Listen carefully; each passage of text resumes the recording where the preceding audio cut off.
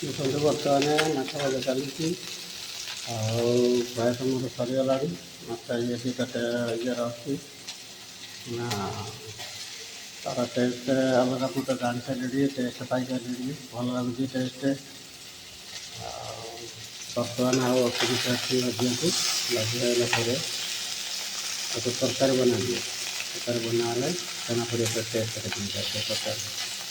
ଭଜା ଭିତରେ ଟେଷ୍ଟ ପାଇସାରିଲିଣି ତ ବର୍ତ୍ତମାନ ଦେଖାଯାଉ ଆର ଟେଷ୍ଟ ତରକାରୀ ବନେଇବା କେମିତି ଲାଗୁଛି।